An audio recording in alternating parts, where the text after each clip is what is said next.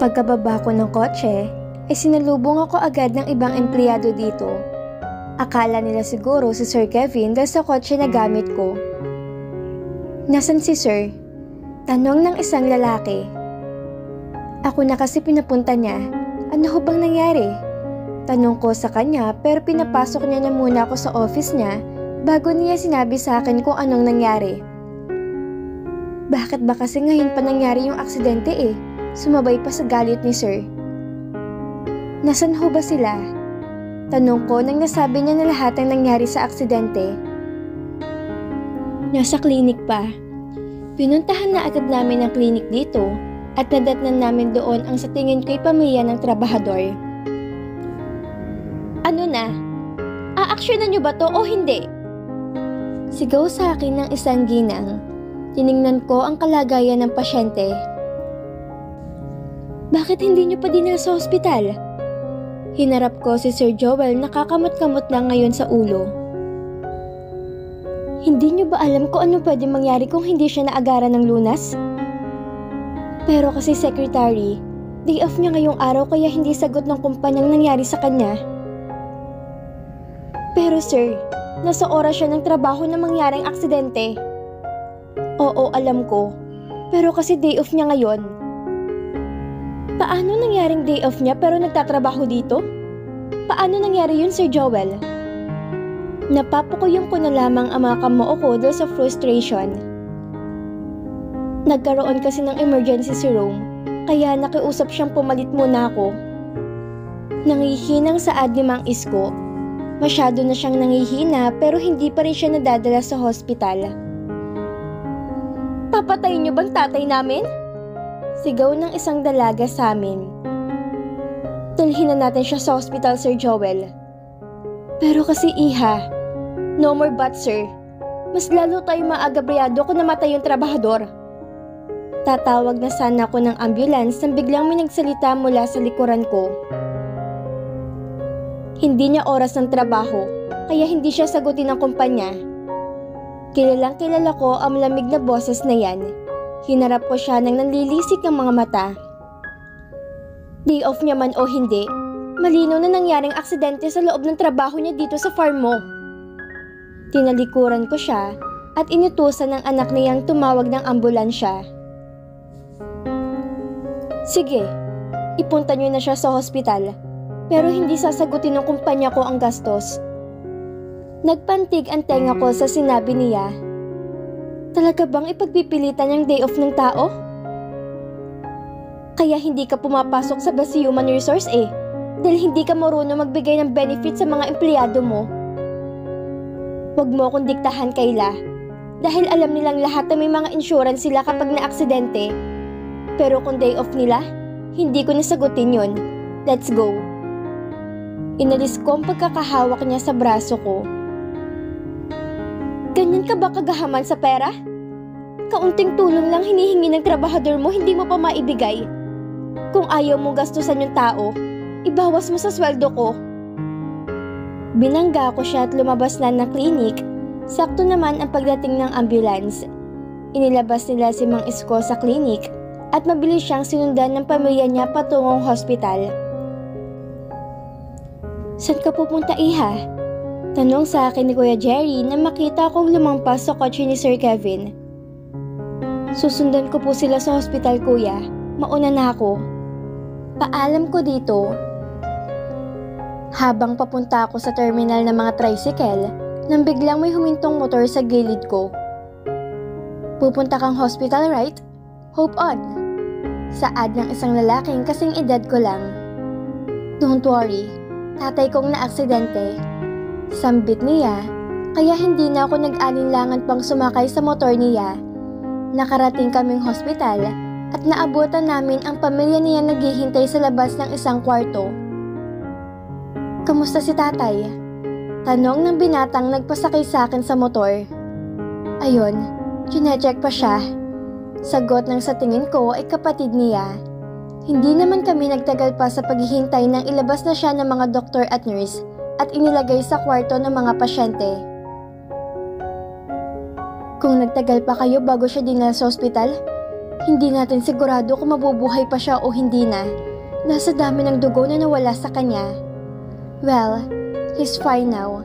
Dahil hindi naman kami nahirapan sa blood type niya dahil may available pa kami dito. Magigising din siya, hintayin lang natin. Kanya-kanya kaming buga ng hangin dahil sa narinig. Pasensya na po kayo sa nangyari. Nakayuko kong sabi sa kanila.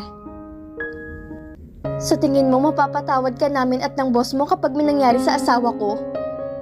Ani ng ginang na asawa ni Mang Isko. Mas lalo pa akong napayuko dahil sa sinabi niya. Tama na, Nay. Siya na ngang tumulong sa atin para mapunta si tatay dito eh. Isinugal niya na yung sweldo niya para dito. Ito na lang ang naiisip kong paraan para kumalma silang lahat.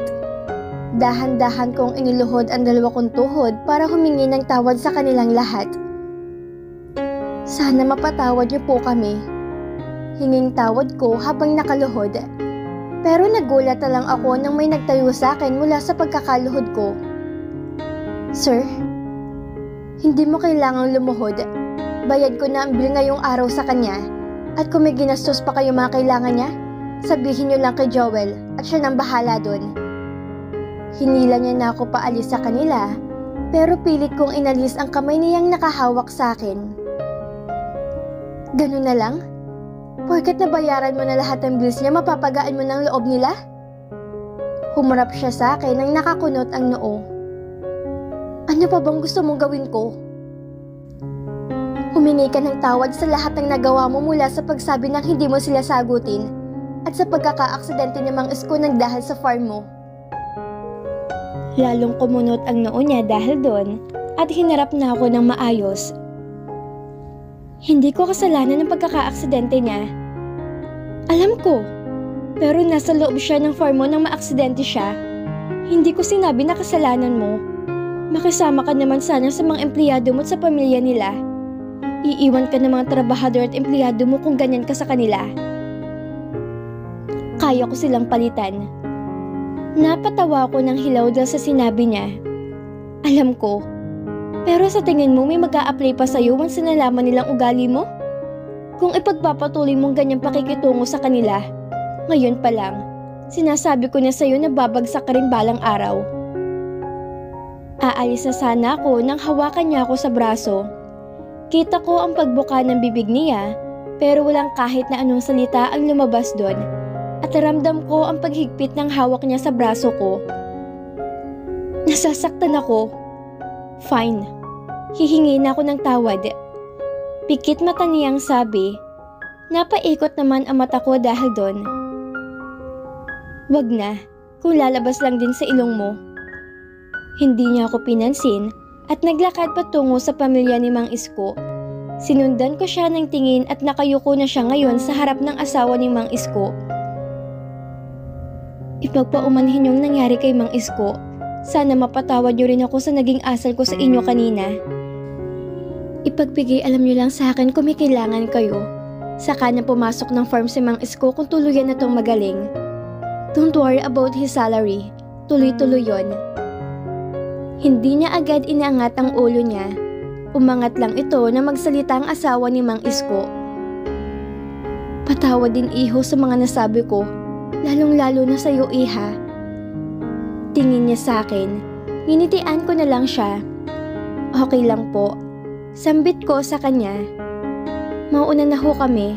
Pasensya na po ulit. Tumango na lang silang lahat kay Sir at nginitian ko na sila bago ako sumunod kay Sir Carvin palabas ng hospital. Tahimik kaming sumakay sa kotse niya. Sa likod na ako sumakay dahil si Kuya Jerry ang driver.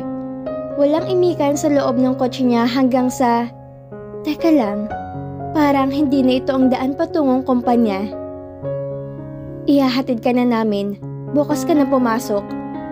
Sambit niya na para bang nabasa niyang iniisip ko.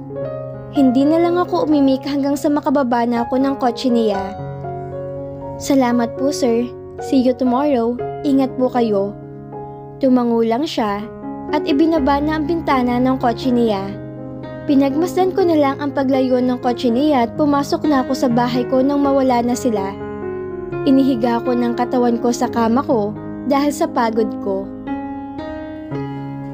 Sir, may a-attendan po kayong party ngayong gabi. Paalala ko sa kanya na makita ko ang schedule niya. I want you to come with me. Nanlaki ang mga mata ko dahil sa sinabi niya. Bakit naman ako sasama sa party na yon? Sasamahan mo ako, understand? Pero sir, wala po akong alam sa mga ganyang party. Basta sumunod ka lang kung saan ako pupunta. Napatango na lang ako sa sinabi niya. Ano kayang isusuot ko dun? Sinipat ko ang suot ko pero sa tingin ko hindi ito papasa. Ano nga gagawin ko? Saan ako mangunguha ng damit para maisuot? Hinayaan ko na lang yon, bahala na mamaya. Mabilis na lumipas ang oras at alas 5 na, alas 7 ang party. Saan ko kaya pupuntahan si Sir mamaya? Let's go. Nilingon ko si Sir Kevin na nakatayo na ngayon, kaya tumayo na rin ako at sumunod sa kanya. Napahinto ako sa paglalakad ng tawagin niya ako. Umiba na kasi ako ng direksyon na makita ko siyang papunta ng basement. And where are you going? Uuwi po sir para magbihes? Patanong ko pang tanong na para bang hindi sigurado sa gagawin ko. You're not going home. Sumunod ka sa akin. Huli niyang sabi bago ako tinalikuran. Kaya ano pa bang gagawin ko kundi ang sundan siya? Sumakay na ako sa kotse niya at hindi ko alam kung saan ang tungo naming dalawa. Huminto lang kami sa tapat ng isang parang salon o butik. Bumaba na lang ako ng kotse niya at ganun din siya. Good afternoon sir. Ano po may paglilingkod namin sa inyo? Tanong ng isang bakla. Transformation niya. Kahit anong gawin niyo, basta magmukha siyang tao. Abat, ano bang tingin niya sa akin? Hayop? Gago to ah. Akala mo naman ang gwapo mo? Ang sama mo? Sigaw ko sa kanya bago ako nagpatianod sa hila ng bakla. Gwapo ng boyfriend mo sis ha? Saan ka nakabingwit? Baka pwede rin ako. Hagik-gik ng isang bakla. Hindi ko naman yun boyfriend eh. Pinaupo niya ako sa harap ng napakalaking salamin na ito. Pwede mo ako ireto? Nako, maghanap ka na lang ng iba. Wag na yon. Dahil baka hindi ka pa nakakalapit pinagtabuyan ka na. Totoo naman eh. Ayaw niya sa mga landian, di ba? Kaya nga ako pa lang ang nagtatagal na sekretary ni Sir Kevin eh. Ay ganon? Suplada palang papa niyo? Naglagay-lagay na siya ng kung ano-ano sa buhok ko. Bakit nga ba kailangan pa to? Hindi ako guest sa party na yon, kundi sekretary lang ni Sir Kevin. Pagkatapos siya lagyan ng parang pangkulot ang buhok ko, sinimulan niyang lagyan kung ano-anong kolorete sa mukha ko. Inaantok tuloy ako sa ginagawa niya eh. Uy sis, huwag ka matulog. Ani ng bakla na biglang matumbang ulo ko. Bakit naman kasi ang tagal-tagal nito? Inaantok na tuloy ako. Pasensya na. Hinging paumanhin ko. Okay lang. Huwag kang malikot para matapos na tayo. Tumango na lang ako at ipinagpatuloy niyang ginagawa niya. After a long years of minutes, natapos din siya. Ganito ba ito katagal para lang sa paglalagay ng kolorete sa muka? Halos parang paulit-ulit lang ang ginagawa niya sa mukha ko. Iminulat ko na mga mata ko at tumingin sa salamin na nasa harapan ko. Oh, diba, bongga? From pretty to goddess? Komento ng bakla. Hinawakan ko ang mukha ko dahil ako ba talaga to? Hindi nga. Ang ganda ko naman ata dito sa salamin na to. Bakla, may tao pa baga sa loob nito? Tanong ko sa kanya, sabay turo dun sa tao sa salamin. Rinig ko ang pagtawa ng baklitang ito. Ano ka ba sis? Ikaw yan no? Ano ka ba? Tumayo ako dahil sa sinabi niya. Hindi nga. May igaganda pa pala ako. Para namang magic yung makeup eh. Pinapaganda yung mukha ng tao. O siya, halika na. Lalabas na tayo? Tanong ko sa kanya dahil hindi pa naaalis yung mga nasa buhok ko. Hindi pa no? Maghahanap tayo ng damit. Pumasok kami sa isang pintuan na puro dress ang nandito. Inilibot ko ang paningin ko sa kwartong ito. Sari-sari ang mga damit na nandito. Subukan mong isuot to. Yun yung dressing room. Turo niya sa isang pintuan, kaya nagtungo na ako doon para isuot ang sinasabi niya. Pagkalabas ko ng dressing room, nakaabang na agad si bakla sa akin. Panandalian niya akong tinitigan, pero hindi niya gusto yung dress. Bagay daw sa akin pero parang may kulang daw. Kaya pinabalik niya ako sa dressing room kasama ng dress na pinapasuot na naman sa akin. Nakailang balik na ako sa dressing room pero hindi pa rin siya nakokontento. Pagod na ako Ano bang hinahanap mong dress na gusto mong bumagay sa akin? Sabi mo bagay naman sa akin lahat. Kaya ano pa bang problema dun? Maktol ko sa kanya dahil nakakapagod din kaya magpabalik-balik sa dressing room at magbihis. Nang lumabas ako nang suot ang dress na huling binigay sa akin at umiling na naman ito. Pagod na ako. Reklamo ko at umupo na sa upuan na malapit sa akin. Umalis si bakla at naghanap na naman ng damit. Inabot na siya ng ilang minuto pero hindi pa rin siya bumabalik. Ito bakla, isuot mo. Pagod kong inabot sa kanyang isang black dress. Isinuot ko na to at lumabas ng dressing room. Isang iling niya pa, masusunto ko na tong baklang to. Tinitigan niya muna ako pagkatapos nagsisigaw na siya. Perfect bakla! Perfect! Napahinga naman ako na maluwag dahil sa sinabi niya. Mai-inlove na niyan sa'yo yung kasama mo eh. Kinikilig niyang sabi. Wala naman akong pakaalam sa reaksyon niya dahil sasamahan ko lang siya sa party na pupuntahan niya. Paglabas namin ng kwartong iyon, ipinaupo ulit ako at inayos yung buhok ko. After nilang gawing kulot ang bagsak kong buhok, ay pinagsuot na ako ng black ding heels. Ayan, pwede na bakla. You're so beautiful. Thank you. Hiya akong sabi sa kanya dahil hindi ako sanay sa puri ng ibang tao sa akin. Binuksan niya ng pintuan kung nasaan si sir na naghihintay. Naabutan namin siya nagbabasa ng magazine. Nakaayos rin siya. Hindi na yun ang suot niyang coat kanina. Medyo nakataas na rin ang buhok niyang kanina ay bagsak. Nang tingalain niya ako, ay kita kong itsura ng mukha niya. Naka-foundation na rin siya at may kaunting pink na lip tint sa labi niya na siyang bumagay sa kanya. Naiilang ako sa pagtitig niya dahil hindi pa rin siya nagsasalita kung okay na ba sa kanyang ayos ko o hindi. Kapag sinabi niyang baguhin, bahala na siyang pumunta doon mag-isa. Agaw atensyon ng bakla sa pagtitig ni sir sa ayos ko. Pansin ko naman ang pagpikit-pikit ng mata niya. He cleared his throat at umiwas sa akin bago siya nagsalita.